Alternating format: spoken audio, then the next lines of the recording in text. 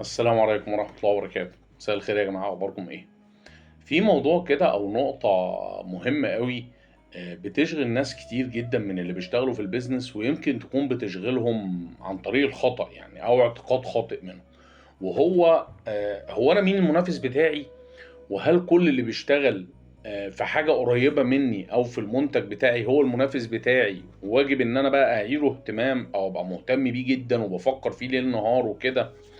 الموضوع مش كده بالضبط يا جماعة، يعني لازم تبقى عارف مين هو المنافس بتاعك عشان هو ده اللي تهتم بيه أوي، وهو ده اللي تفكّر فيه كتير، وهو ده اللي تحاول تفهم تفاصيله، وتفهم بيعمل إيه، وتفهم بيقدّم إيه، لكن مش كل المنافسين تعتبرهم كده. ليه بقى؟ لأن في منافس دايمًا مثلًا المنافسة دي منافسة مباشرة أو منافسة غير مباشرة، أو قد يكون حد أصلًا بيقدّم منتج مش منتجك، وكمان هو مش منتج غير مباشر بالنسبة لك، ده ممكن يكون منتج بديل، ده ممكن يكون منتج مكمّل. يعني إيه أقصد بالكلام ده؟ يعني أنت مثلًا حد بيبيع عامل محل لبس مثلًا شبابي، طب هو أنت مثلًا رايح فاتح جنب مكان في area معيّنة، المكان ده فيه توكيل أديداس، هل أنت منافس لأديداس؟ أنت أصلًا بتبيع للفئة اللي هي المتوسطة أو تحت المتوسطة، أنت هنا أديداس مش المنافس بتاعك. أنت هنا نايكي مثلًا مش المنافس بتاعك، فما تقلقش منه وما تشغلش بالك بيه، حُطّه في اعتبارك، يعني ما تخلّوش بعيد عنك أوي في التفكير، ولكن ما تخلّيهوش هو حد مسيطر عليك ليل ونهار. ليه بقى هو مش المنافس بتاعك، وليه هو المفروض أنت ما تحطّوش في دماغك ليل نهار يعني؟ لإن هو بيبيع منتج هو قريب من المنتج بتاعك، إنّما خُد بالك إن هو بيبيعه بسعر تاني خالص لsegment تاني خالص، قد يكون أصلًا لو بصّيت شوية بقى في area تانية خالص. طب لو افترضنا إنه في نفس الarea بتاعتي بس مش في نفس الsegment بتاعي، يعني ممكن كمان أنا أكون باشتغل في محل ملابس شبابي وجنبي واحد بتاع محل ملابس أطفال، هو في نفس المنطقة وبيبيع ملابس، بس هو في النهاية مش بيبيع للsegment بتاعي، اللي هو إيه مثلًا، الsegment هنا مثلًا هو بيبيع في نفس المنطقة الجغرافية، ولكن بيبيع مثلًا لأعمار اللي هو أنا بابيع للشباب وهو بيبيع للأطفال، فأنت بعيد عنه تمامًا.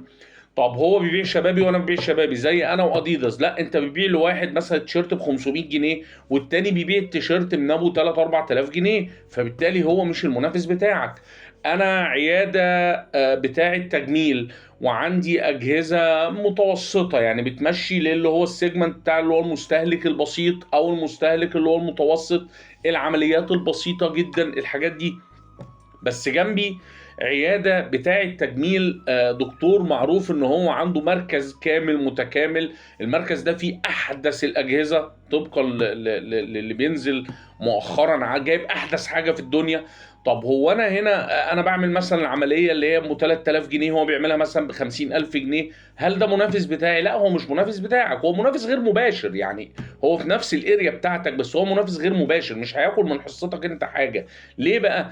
لأن العميل بتاعه أصلًا حتى لو ما لقاهوش هو، يعني حتى لو هو مش موجود، هو مش هييجي لك أنت، لأن أنت بتشتغل في حاجة وهو بيشتغل في حاجة تانية خالص، أنت بتشتغل بمبلغ وهو بيشتغل بمبلغ تاني خالص، أنت بتشتغل بأجهزة وfacilities معيّنة وهو بيشتغل بfacilities أكبر بكتير أوي منك، فما تخافش من كل منافس على اعتبار إن المنافس بتاعك.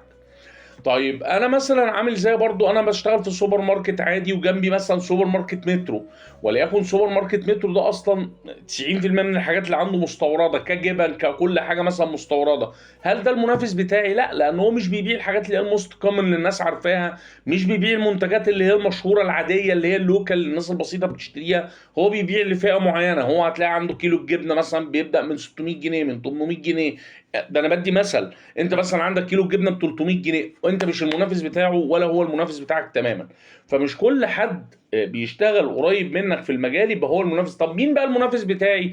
المنافس بتاعي بقى الراجل اللي بيشتغل تقريبًا بسعر بيع قريب منّي أو زيي، بيشتغل بجودة قريبة منّي أو زيي، بيشتغل تقريبًا في نفس المنطقة الجغرافية بتاعتي، أو لو أنا منطقتي الجغرافية كبيرة هو برضه منطقته الجغرافية كبيرة، بيشتغل في مصر كلّها مثلًا، بيشتغل مثلًا على نفس السِن أو نفس الaudience بتوعي، يعني لو أنا بابيع مثلًا محل ملابس، فأنا باتكلّم عن واحد تاني عنده محل ملابس، وليكن أنا فاتح في روكسي وهو فاتح في روكسي، أنا بابيع للشباب وهو بيبيع للشباب، أنا مثلًا باشتغل على تيشيرتات ب500 جنيه وهو بيشتغل على تيشيرتات ب400 ل500 جنيه، ده منافس، ده حُطّه في دماغك ليل نهار، لأن ده هو الوحيد اللي ممكن ياكل من الحصة بتاعتك، لكن ما تخافش من الناس البعيدة عنك.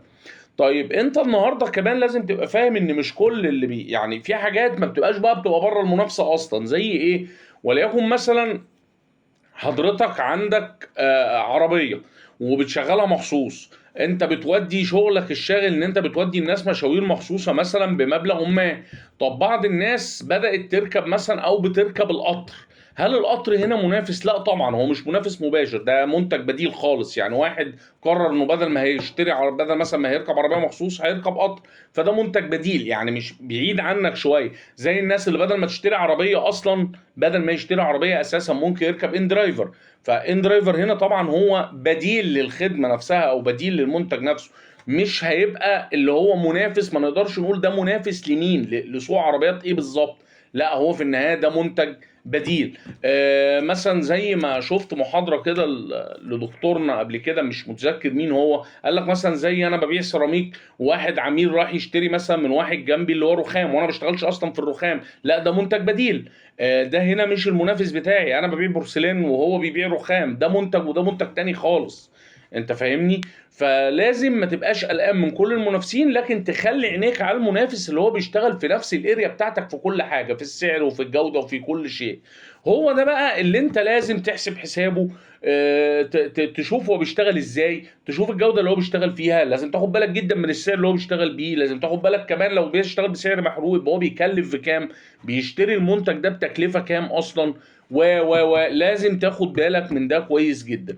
انما المنافس التاني ده براك خالص، عامل زي اللي راكب عربيه فيرنا، او واحد معرض بيبيع عربيه فيرنا وجنبيه واحد بيبيع مرسيدس، هو ده مش منافس لده خالص. هما الاثنين عربيات، انما دي عربيه مثلا ب 200 300 الف، ودي عربيه مثلا ب 2 مليون 2 مليون ونص.